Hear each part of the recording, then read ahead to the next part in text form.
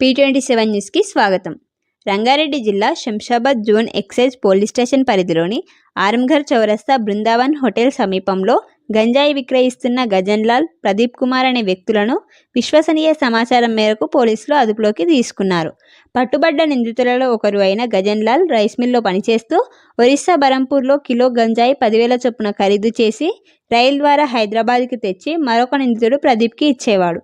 ఈ ప్రదీప్ కిలో గంజాయి 200 చిన్న ప్యాకెట్లు చేసి ఒక చిన్న ప్యాకెట్ 200 రూపాయలకు అమ్మి ఇద్దరు సొమ్ము చేసుకుంటున్నారని assistant excise superintendent Srinivas Reddy తెలిపారు. ప్రదీప్ హైదరాబాద్తో పాటు షాద్నగర్, బాలానగర్, జడ్చర్లలో బీహార్ రాష్ట్రానికి చెందిన రిటైల్ గంజాయి వ్యాపారులను చిన్న ప్యాకెట్ 150 అమ్మేవారని తెలిపారు. వారి వద్ద నుండి 2.5 కేజీల గంజాయి, 2 సెల్ ఫోన్లు, ఒక వేయింగ్ మిషన్ను స్వాధీనం చేసుకున్నారు.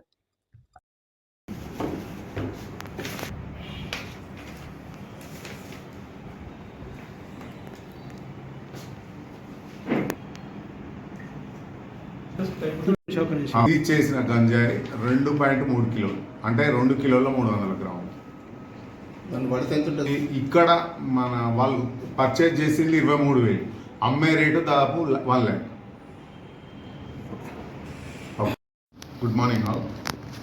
మా ఎక్సైజ్ ఉన్నతాధికారులు deputy commissioner P Dasharatha garu మరియు excise superintendent, Shamshabad excise superintendent Krishnapriya madam గారి ఇన్స్ట్రక్షన్స్ ప్రకారం మా DTF team, DTF inspector Praveen Kumar మరియు Srikanth Reddy SI, Akruddin head constable మరియు గణేష్, నెహ్రూ తదితర కానిస్టేబుల్ల బృందం నమ్మకమైన సమాచారంతో ఈరోజు ఆరాంఘర్ దగ్గర ఉన్న బృందావన్ హోటల్ సమీపంలో ఒక గంజాయి సెల్లర్స్కు సంబంధించినటువంటి ఖచ్చితమైన సమాచారంతో నిఘా వేసి ఇద్దరిని పట్టుకోవడం జరిగింది.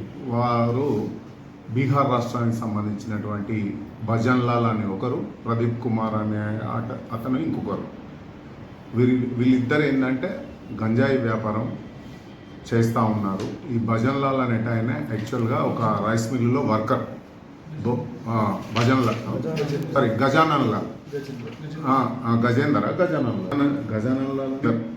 గజానన్లాల్ అలియాస్ గజేందర్, ఇతడు రైస్ మిల్లో వర్క్ చేస్తూ ఉన్నాడు, బెంగళూరులో నివాసం ఉంటాడు. ఇతనికి గంజాయి వ్యాపారం చేసేటువంటి ఈ బీహార్కి సంబంధించినటువంటి, ఒరిస్సాకు సంబంధించినటువంటి కొందరితోటి పరిచయం ఏర్పడి ఈ మిల్లులో పనిచేసినటువంటి ఉపాధి డబ్బులు సరిపోయేవనే ఉద్దేశం, ఆయన వాటికి ఇంకా కొంత డబ్బు కావాలనే ఉద్దేశం కొద్దీ ఒరిస్సాకి వెళ్ళి హోల్సేల్గా గంజాయి వేస్తూ ఈ ప్రదీప్ అనేట ఆయన రిటైలర్, ఆయనకు అప్పచెప్పడం.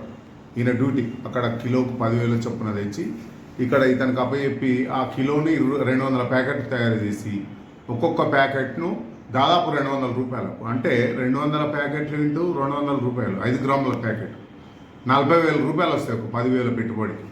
ఇటు ఒరిస్సా నుంచి ట్రైన్లో ఇక్కడికి తీసుకురావడం, ఈ వ్యాపారం, ఈ రైస్ మిల్ ఉద్యోగం కట్టి ఉద్యోగం మంచిగా అయిపోయింది ఆయనకు, గజేందర్ గారికి.